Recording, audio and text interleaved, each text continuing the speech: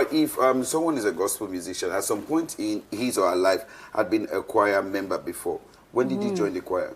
The church choir? Let me see. Were you from the children choir? Not really. I started from when I changed my church. I used to go to, I don't want to name the church. Okay. So I now started this very church. I made sure the name to you earlier. So from that, the beginning, I started, I need to do something. And I know I love singing. So I just say this one, let me say it's an opportunity. Let me just join. Singing, so that was how that. I'm into the choir. Even till now, I'm still singing. You're still singing in the choir? Yeah, I'm singing in the choir. All right, I know some churches that don't allow their choir member to drop an album. How convenient is that with your own kind of...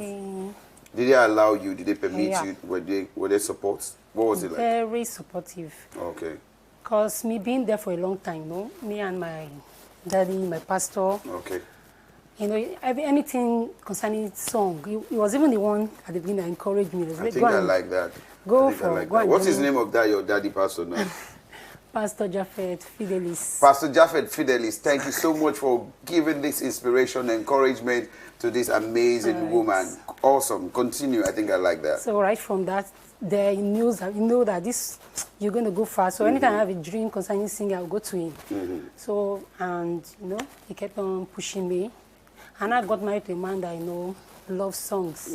So everything just keep on going the way God's plans. I just pray I get married to a woman that would love me being a comedian, not someone that will say, Kilo Shili, Mama should be Okay. All right. I think it's also another strong support for you to get married to someone that believes in your dream. Yeah. Yes. So singing, you must have seen so many people singing. Yes. Who and who would you say have inspired you, established musicians in the gospel industry? In the gospel industry. All right. I love Snatch. Snatch. Okay. Snatch is one of my, I inspire her. She even helped me vocally, anything about Snatch.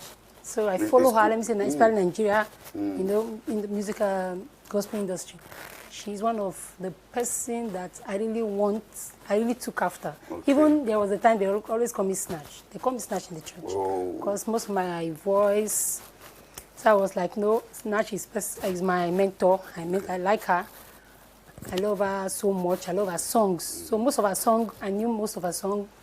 They upped my voice, so I kept on like this. Have you been able to write any song to your own credit? Wow, I have a lot of songs. You have a lot of songs. A lot of songs. What inspires you when you want to write songs? Okay, I'm asking this question because I saw a video. Okay, actually from one notable denomination in Nigeria, which I'm not going to mention name, and he's talking about whoever is singing gospel song and Jesus is not part of the song, he's gradually just singing a secular song. Okay. Because gradually people are taking the name Jesus out of song. And you're a gospel musician, so what inspires you to write songs? Okay.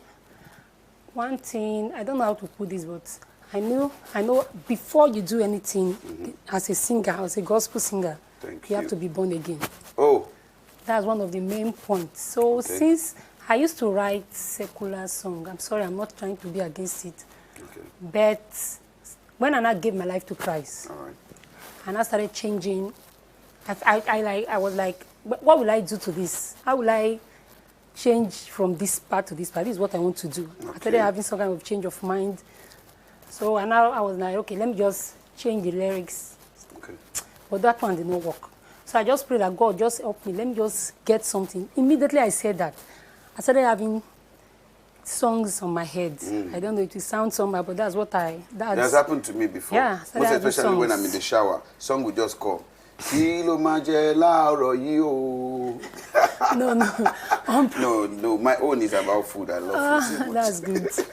For mine is worship, especially when I want to worship. When I always worship, So in worshiping, in that same worshiping, I'll just like, a new song will just come to my head. Immediately, I'll take my phone and I'll record them. Okay. That's just how. And those words, exactly the way it came, that's how I write it down. That's where I started writing songs. Do you have a band to yourself or you just choose this solely? I don't really have a band.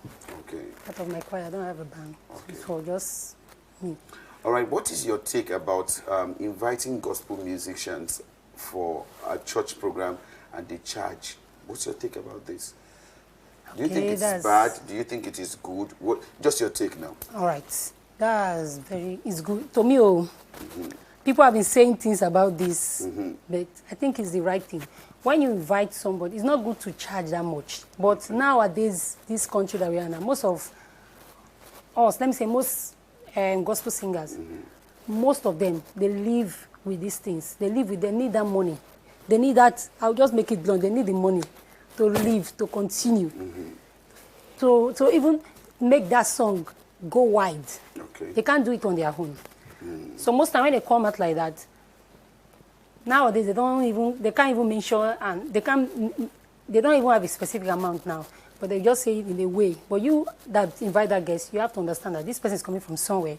This person has a family. This person has families, people around that you can take care of, and this is what they do. So you just, to me, it's okay. So all right. I think what's good does not come easy. And it's about everybody's perception about one or two things that we do in life. Okay, if you want someone to do better, I think you should encourage. All right, just fixing it an unconditional fee. I think that's the problem. All right, it's been a wonderful time having you. You're just like telling me those things I need to hear from the gospel industry for a very long time. All right, good. All right, let me quickly jump back to the People's Pulse. Okay, for those of you just watching the People's Pulse today, it's what word is spelled incorrectly in the dictionary. And I have so many people that have been able to drop in their own idea or comment on this. All right, the first person that got it correctly is Opeyemi.